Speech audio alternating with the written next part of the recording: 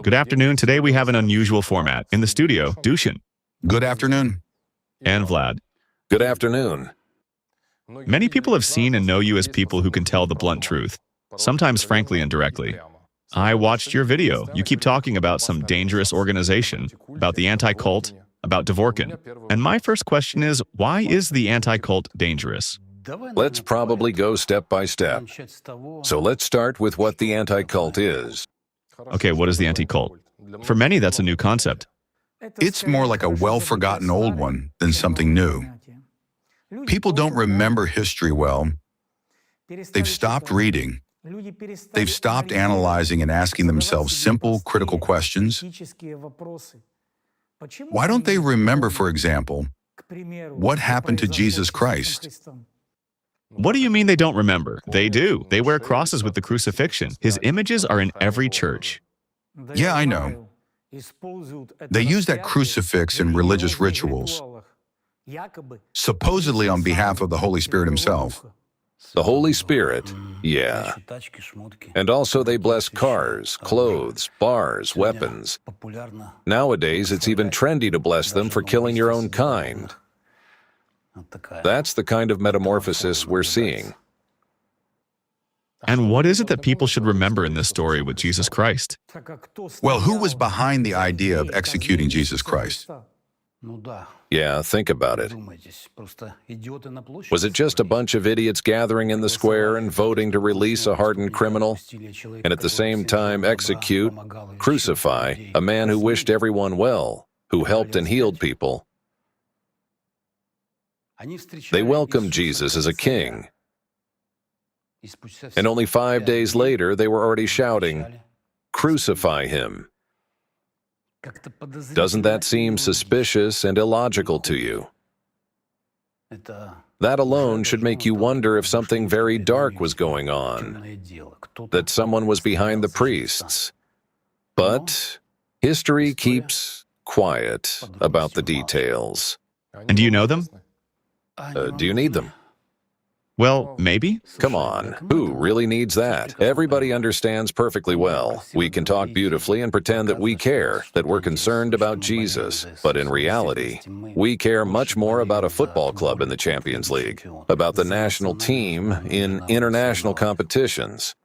We're busy with ourselves. That just needs to be admitted. Okay, can you give some more examples of the Anticult in history? Alexander the Great, a young man who became the greatest conqueror in history. By an amazing coincidence, he marched exactly where Zoroastrianism had been after the prophet Zarathustra. And you think that's not accidental? Nothing is accidental. Do you really think no one was whispering in his ear? That too can be called the hand of the global anti-cult. And actually, there are countless proofs. But I wouldn't like our conversation to slip into the historical field. I agree. Why? Look, history is debatable. And why should we argue? We don't want to impose anything. Better look out the window. What's happening with the climate? When has it ever been like this? Maybe the problem is that people simply don't understand what anti-cultism is. And because of that, there's this passivity. I watched the film The Impact.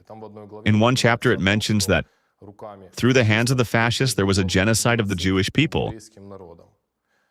That's history from about 100 years ago. But still, I want to ask you, do you agree that this was the hand of anti-cultism? Of course. Yes. That's a more recent example. But here you need to ask the right question. Who planted in the Nazis the idea of dehumanizing the Jews? Who? Where did they get it from? Invented it themselves? No. No. You know, history for some reason only remembers the executors. Rarely do they get to the masterminds, the ideological inspirers. That's how it was, and that's how it is. And someone really wants it to stay that way. How does the anti-cult work today, and who does it threaten? I'd still like to go back a bit to history and note one fact. An important fact, that wherever the anti-cult appeared, afterwards there were wars, epidemics, mass killings, and genocide. That's worth noting. Who is the anti-cult threatening today? Everyone today. You see, everyone. People just don't get what's going on. How exactly is it a threat? For 30 years, that scumbag Dvorkin and his razziers in Russia have kicked off processes that have already led to some really tragic consequences. Razziers is an extremist, terrorist organization. Remember that. We keep breaking this down in detail in our videos. But why is it only you talking about this? Why just us? Are we the only ones? Egon Chalakian talks about this. Journalists, religious scholars, human rights defenders, Psychologists, analysts, thousands of volunteers from the International Creative Society Project, ALLATRA, talk about it too. yeah, and independent journalists at actfiles.org. Check out their site. It's full of deep, solid analysis. Really valuable stuff, yeah. So why aren't the major media outlets covering this? Listen, mainstream media will start talking about it openly soon enough. You know that saying, the rope may twist for a long time, but it will snap in the end. Because racers, they're criminals. Inciting ethnic and religious hatred, stirring up conflict, pitting people against each other. And they'll be held accountable. The louder we speak, the faster this goes to its logical conclusion, an international tribunal. And it will happen. It's not a question of if, but when. You guys sound pretty sure about this. Absolutely. Of course. All right. Let's say a viewer watching this on YouTube is thinking, I'm just a regular person. What does any of this have to do with me? You don't see how they're tightening the screws on people? Tomorrow you could wake up in a world where you can't freely speak your mind or share your thoughts, where you can't freely look for information. We've been warning about this for years. Yeah, we've been sounding the alarm for years. You mean it's already happening somewhere? I mean Russia, specifically. This plague, this anti-cult, it's taken root in Russia. It breaks my heart to watch it. The people who are supposed to protect citizens break down doors, throw elderly people on the floor, treat them like the worst criminals, just because they hold a different opinion. You see? They're enslaving people. And why? Because for 30 years, some scumbag's been brainwashing the population. Today in Russia, you can get a long prison sentence just for thinking differently. Is that normal? Yeah, exactly. The thing is, at this point, you can hardly even object. Why not? Why? Because it's too late. Those who kept their mouths shut yesterday, thinking it didn't concern them, today are biting their tongues. And tomorrow? Tomorrow it might be a cop's baton or someone's dick, excuse me, shoved there instead. That's the drama. That's harsh. Not harsh, just the truth of life. This is what happens when people stay silent. Cut that part out later if you want. Look, if you still have the chance to speak freely, if you live in a democratic country, my advice is, speak up and act. While you still can, don't waste your chance. Because many people have already almost lost theirs. Hopefully, only almost. Is swearing a way to shock, a communication style, or a way of getting the point across? It's about getting the point across, yeah. Because this language people understand. Do you swear at home? Nah. My home's a total chill zone. What about you? Nope. Same here. Okay, I look at this whole Rutsier story and I can't understand one thing. Is Dvorkin really the only one to blame? Oh, far from it. He's not alone. Second, for years he was running around like a filthy broom across the country, brainwashing officials, law enforcement, monks, and just ordinary trusting citizens. Let me give you an analogy for better understanding, because we could talk forever about the genius of this scumbag and still miss the point.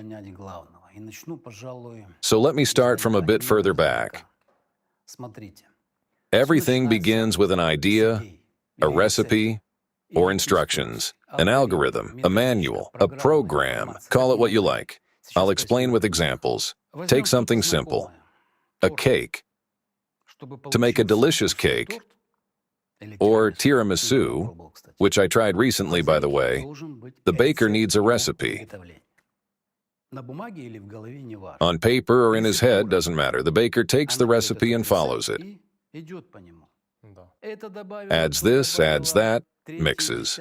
A day later, what do we have? A delicious dish. Recipe, cook, dish. Clear, right? Now let's take something more complicated, an atomic bomb. A much more complex recipe with diagrams, chemical formulas, physics calculations, equations, precision, caution, and so on. Its creation requires rare materials, billion-dollar budgets, factories, labs, thousands of people, scientists. The result can be either a new tyrant or the end of human civilization. But notice, both stories start the same way,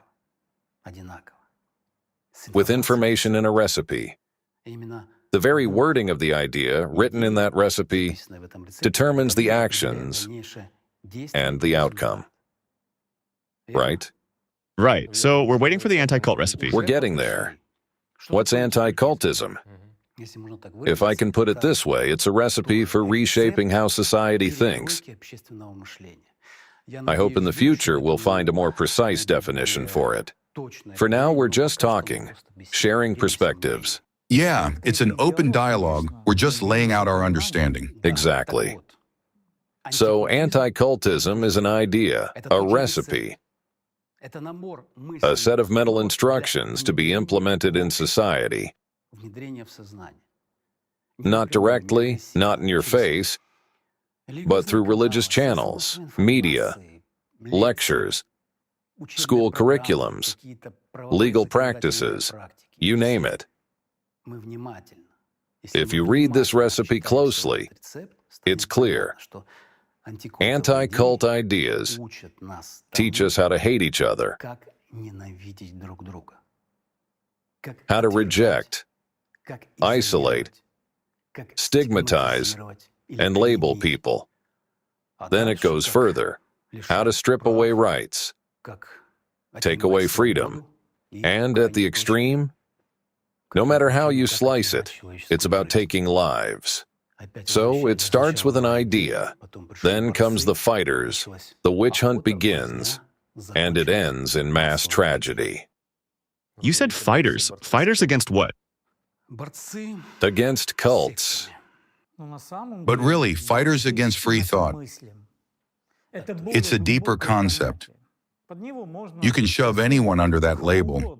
Exactly. Anyone. Small religious groups, ethnic minorities, businesses, you name it. Businesses? Yeah, businesses too. Basically, anyone who's inconvenient or targeted to be taken out. Let me quote a human rights activist. Dvorkin created a universal baton you can use to eliminate any competition. He didn't create it. He took Nazi ideas, polished them up, and made them modern. Then the state's repressive machine picked it up and ran with it. You're right. You're right. We said earlier that anti-cultism's been around forever. I quoted that activist. These ideas, I'd call them mind control techniques, are thousands of years old. Let me say it again. It's an instruction manual that, when followed, can lead to massive human suffering. And historically, it's always the same hand pushing these ideas into the world. What we now call global anti-cultism. It's visible. It's out there. Hold on, let's go back to your analogy. In the first case, the recipe gives us a cake. In the second, an atomic bomb. What's the third? Yep. In the third case from this set of anti-cult ideas, thanks to the efforts of Alexander Dvorkin, you get a method for wiping out entire communities. Anti-cult ideas, anti-cult fighters, so-called sect busters, and then genocide. It's destruction dressed up as of salvation. And now, we're watching society consume itself. Wait, ideas that lead to genocide when put into action? All right, let's stick with Vlad's recipe analogy. These ideas, this information, is just floating out there in the information field. And global anti-cultism is always hunting for a chef to cook up this dish from their recipe. A chef, yeah. A dish that'd wipe out tons of people. That's what we're seeing play out today. That's exactly what's happening, yeah. In Russia? Right now, yeah, in Russia. But you gotta understand, these people don't have a nationality. They've taken over Russia, sure, but listen, they don't give a damn about Russians. Anti-cultism doesn't care about Russians or anyone else. They don't care where it spreads next. They just don't give a crap about people, period. This plague is spreading worldwide. And if we don't do something, it'll bring destruction to other countries too. Even those that's still thriving and valuing their democracy. You say destruction, but who will be the one to destroy? It's self-destruction. It's done by people's own hands. Anti-cultists plant the ideas and people just run with them. It's that simple. Yep. And here's another way to explain the phenomenon of Russia's chief scumbag. You asked what his role in this is, right? You said these ideas are thousands of years old. Where'd Dvorkin get them from? From the Nazis. Sounds wild, I know. But to get the full picture, you gotta dig into it. All the info's out there in the documentary, The Impact, and on the journalist's site, actfiles.org. We're not going to dive into it now. It's a long story. Are we going to run out of battery here? All right.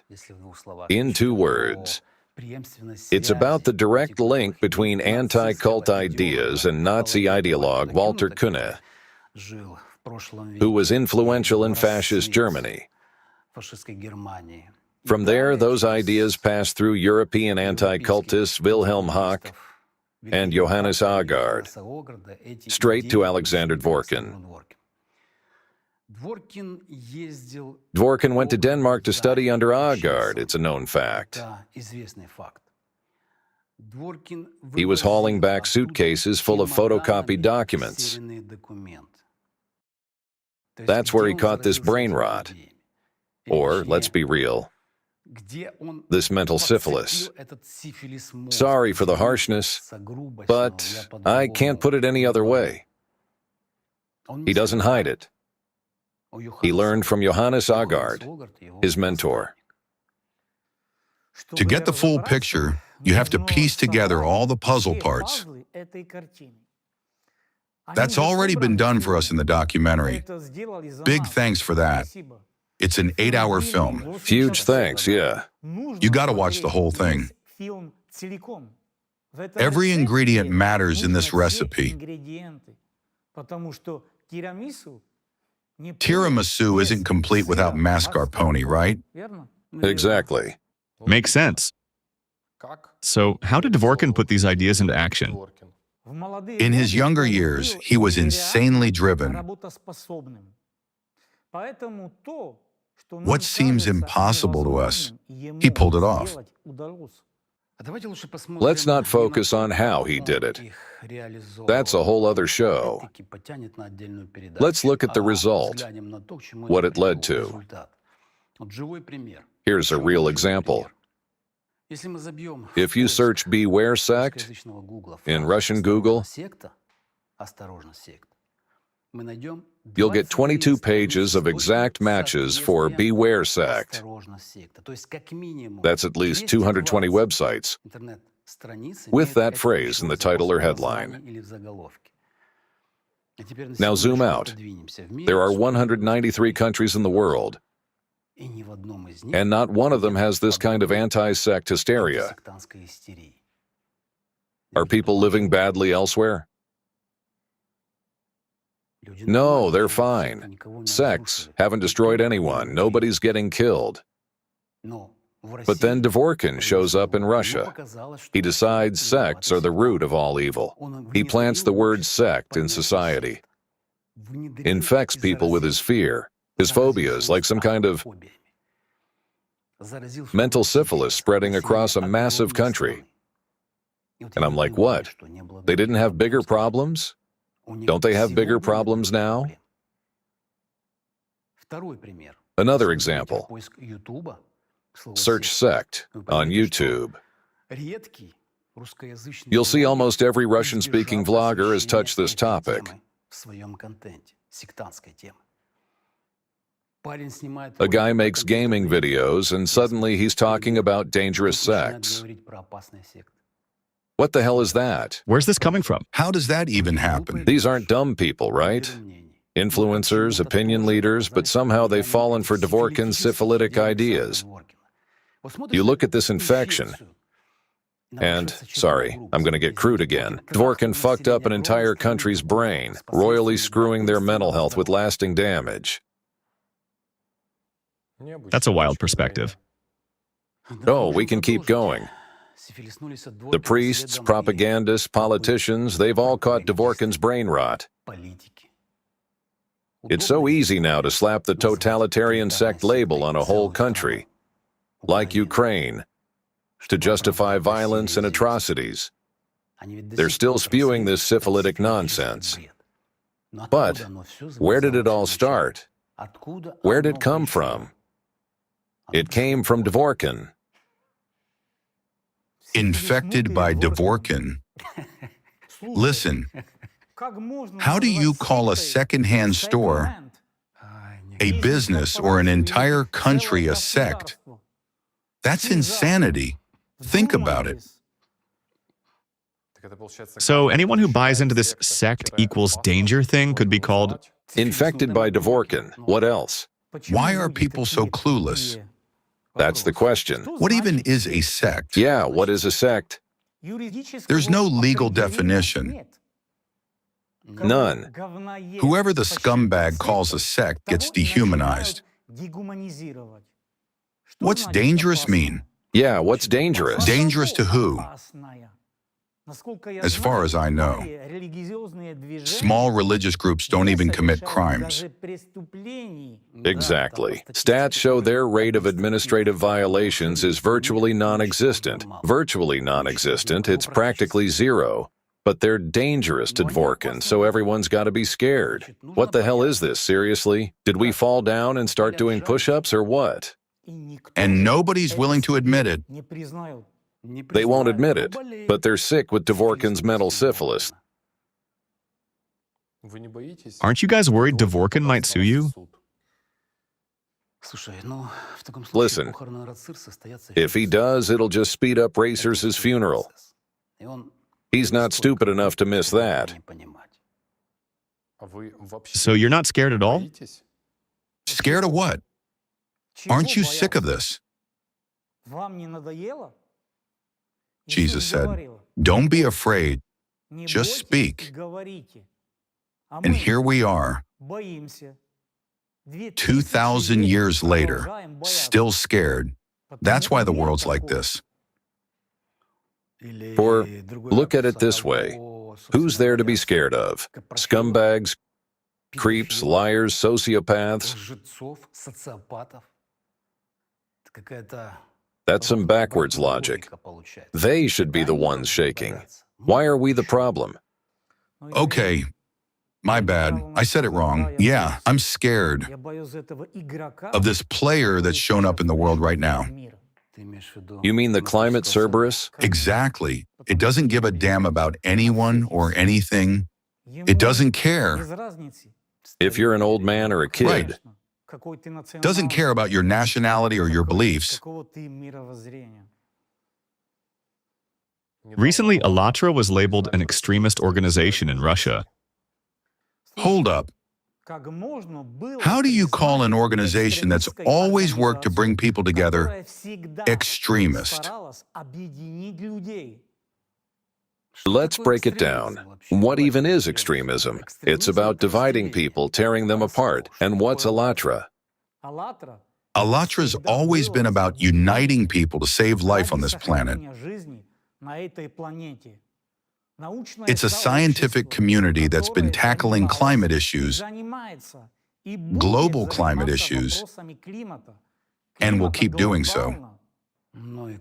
Plus, it's about protecting people's rights and freedoms. Yeah, exactly. But in one corner of the world, we're extremists, while everywhere else we're freely presenting our climate models, reports and documentaries at UN meetings, chatting openly with scientists and politicians. You see what's going on here? When scumbags call you dangerous, I take it as a compliment. Totally agree. So I'd say we're on the right track. So, what's going on with the climate these days? You've noticed, huh? I think a lot of people have. It's hard to miss. It's a 12,000-year cycle. We've been talking about this for over 10 years. Over 10 years, yeah. There are scientific reports with all the details. But thanks to scumbag Dvorkin, people aren't hearing us. Yeah, look at hurricanes these days. What are they like? Everything's getting worse. Vlad and I are a bit older. When have we ever seen this before? Yeah, exactly. And why is everyone staying quiet? Why are they quiet? Up until 2016, I've been tracking since 2015, hailstones around the world were what? 10 millimeters max? As a kid, I remember hail like little grains. Now, people are posting on social media. Hail the size of oranges or bigger, and it's getting worse every year. Is that normal? What's going on? And here's another question. Why am I asking this? Why are scientists silent while I, just a regular guy, am pointing this out? Hail was this size before, now it's this size, and tomorrow it'll be this size. Why am I the one asking? Why are they silent? And floods? Floods. We're old enough to remember. Floods used to happen maybe once every 3 months. If not every 6 months. Now, every single day, somewhere is getting flooded. What's happening? Why the silence? Yeah, why the silence? I'll ask again. You know, there's actually some positive progress. People are starting to listen to us. We're speaking at the UN, and many are using our data. But for some reason, they're not taking it seriously yet. Maybe they think it'll just go away on its own. They don't believe it.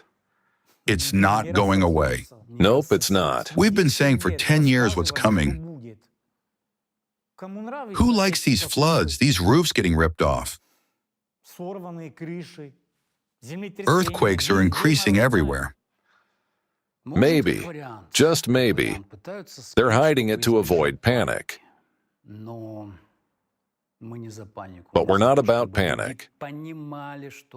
We're about people understanding what's happening, giving them real, objective info. Your forecasts are pretty grim. Maybe people don't like hearing that? Our climate forecasts are always accurate. We hit the bullseye. Check it. We're hitting it every time. Meanwhile, if you listen to others, their shots don't even make it halfway to the target. You open the internet, and what do you see? ALLATRA is a sect. That's the garbage that scumbag Dvorkin cooked up. Anticultism is just a bunch of nonsense. We said we need to degas the Siberian plume. And now we're seeing everything boiling underground. The lid's about to blow. Listen, we warned about this. We've been saying this, yeah. What lid? What's boiling? Can you break it down for the viewers? The Siberian plume is rising. Egon Chalakian's been talking about this for what? 10 shows, with all the deep details. The Siberian plume. We're seeing permafrost melting. By the way, the recent earthquakes in Kamchatka, directly tied to this. It's all in the reports. If you can, flash those reports on the screen. Let me give you another analogy to make it clear.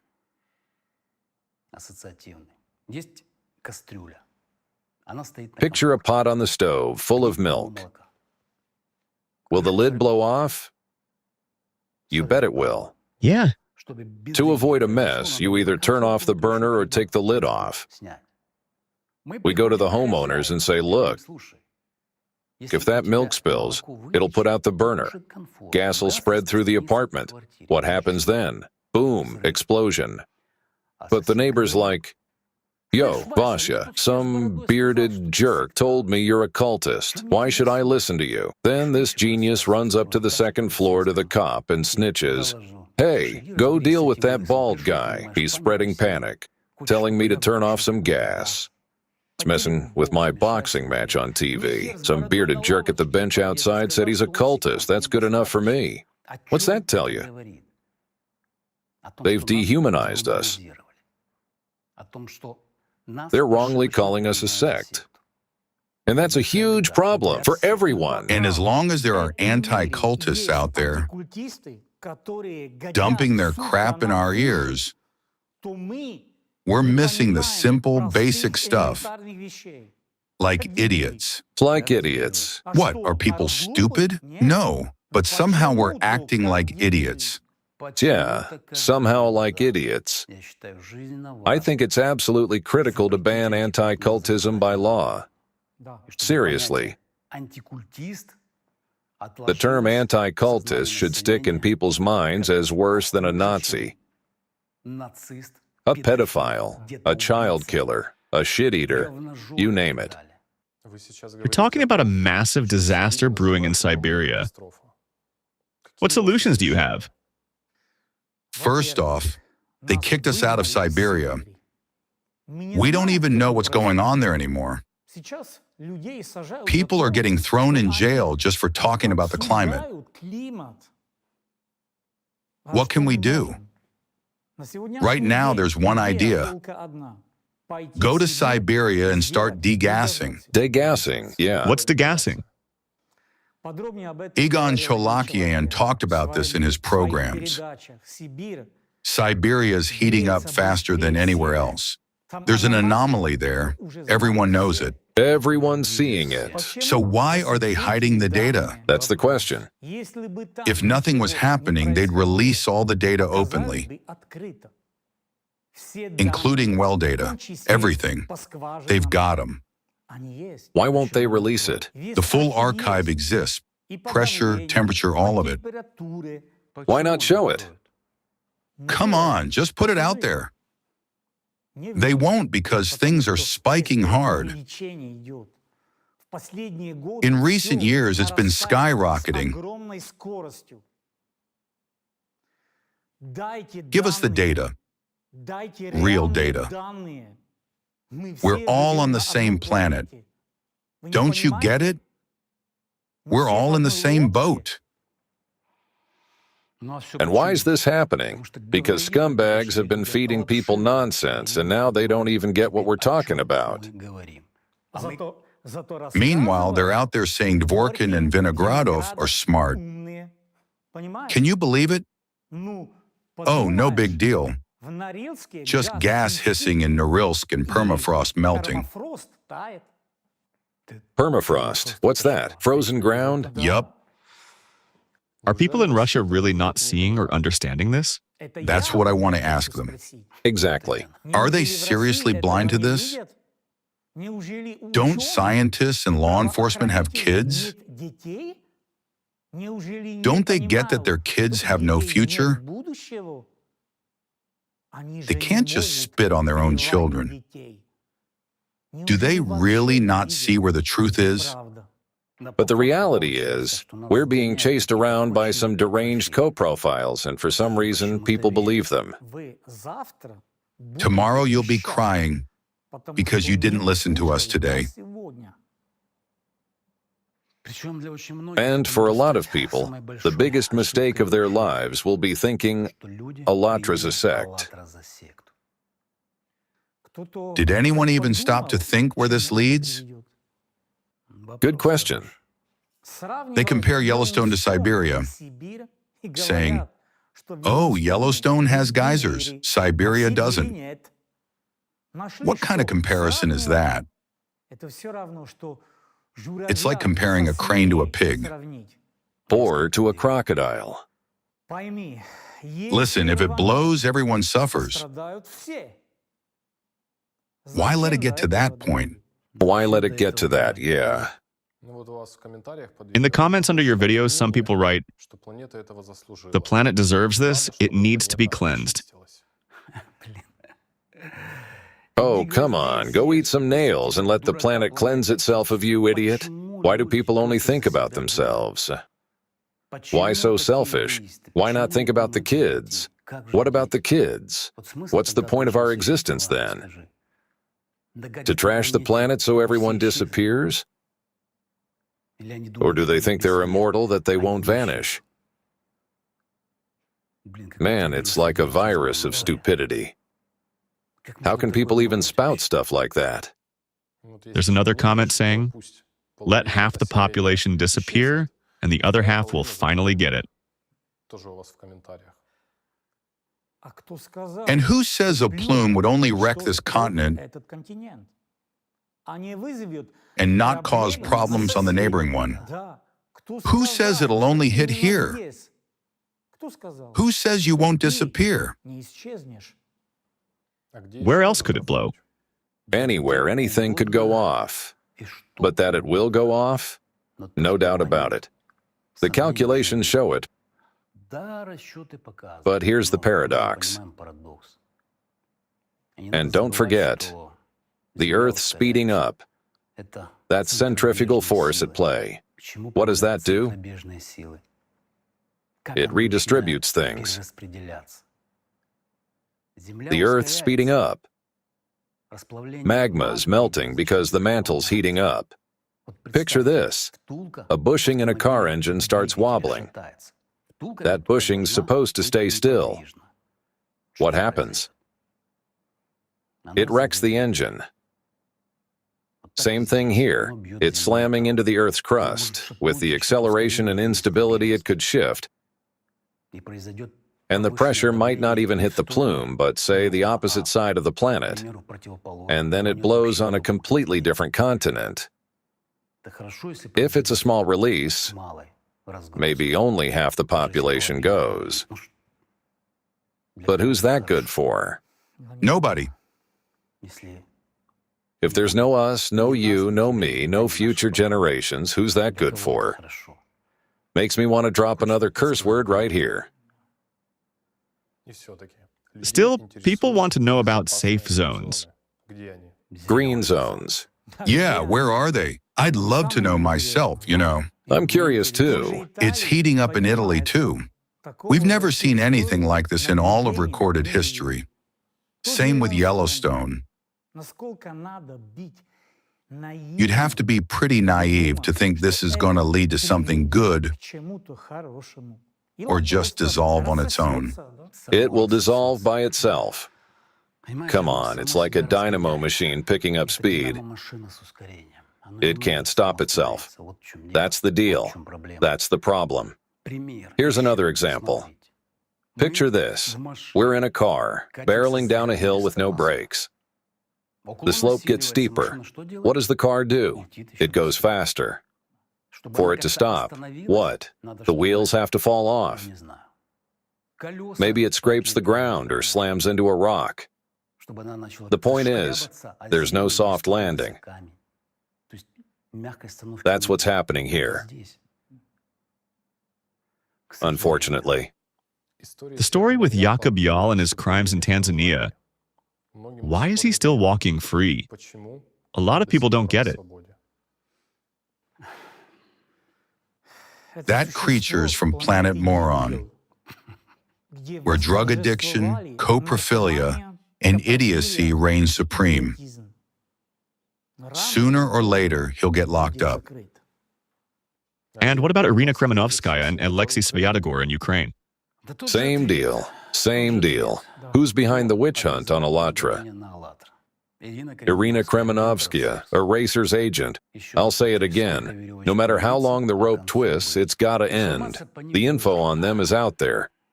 Their goal was to destabilize society. Here's my question. Why are orders from co-profiles in Moscow still being followed in Ukraine? Or why didn't anyone see this coming in Ukraine? I don't get it. We've laid it all out, and I still don't get it. What's it going to take to speed this up? To get the guilty in front of a tribunal? People listen when you speak up. There's got to be a demand from society. People need to talk. But first, they've got to start thinking for themselves, analyzing, digging in, not just swallowing what someone says. Look at the graphs, study what's happened, and you'll see it's an exponential curve. We're in danger. We're on the Titanic, 15 minutes from hitting the iceberg. Yeah. Then politicians will listen, scientists will wake up, because they'll be held accountable. If we don't dig gas, it's just going to keep getting worse. I want viewers to walk away from this show with one thing clear. If we don't dig gas, the catastrophes will only grow. Unfortunately, It's a 12,000-year cycle, and we've been talking about it for over 10 years, but they don't hear us. Why? Because of that shit-eater and his crazy posse. We're not being heard because of one pathetic shit-eater who's infected people with his syphilitic ideas. the whole world. Thank God, not the whole world yet. Thank God. Who's behind Dvorkin? You know, I don't think this is the time or place to answer that. But I'm sure the time will come, and we'll get answers. How do we protect ourselves from anti-cultists' influence? It's simple. Turn on your brain.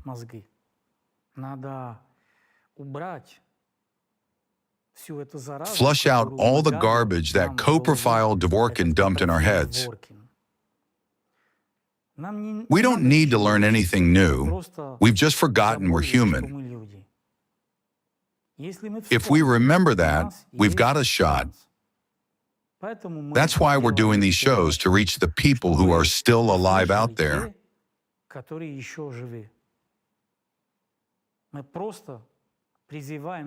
We're just calling on living people to save this planet for our kids. That's it. It's that simple. You got to speak up. Don't be scared. Don't worry about people looking at you funny or thinking you're some cultist. Sooner or later, what you say now will click for everyone around you. сектантам. Рано или поздно то, о чем ты сейчас скажешь, станет понятно. We're in a moment where things are speeding up, especially with the climate. It's literally just a few years now. Look at 2025 alone. What's happening? In Russia, when they shut down the experimental equipment, everyone laughed. Yep. And now, according to the reports, they're starting to sink. If they don't hear us, Egon Chalakian's been warning about this forever. Why? Forewarned is forearmed. He's still warning, and so are we. And we'll keep warning. Yeah, we'll keep at it. Here's another analogy. I'd love to hear from people who came back from the dead 15 minutes before the Titanic went down. What would they do with that knowledge? Keep drinking in the restaurant, dancing some tango? Or would they storm the bridge, kick out the crew, and turn the ship? They'd know exactly what to do.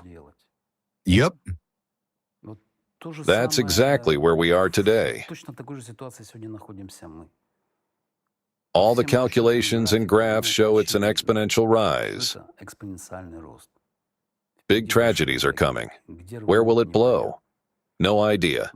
We know we've got to act, and we're doing what we can. What's stopping you from speaking out in your own way? With your slang, your accent, whatever. Only laziness and fear. Who are the anti-cultists afraid of? ALLATRA. Why? Because we're telling the truth. It's the time of truth, and everyone knows it. They made one massive mistake. They labeled ALLATRA, ordinary people, just regular folks, as a sect. And they're going to break their teeth on that. Yep. They're already starting to crack them. Because we're going to clear this shit off our path to a future for our kids. One way or another, we'll clear it. Thank you. Thanks to you. You're welcome.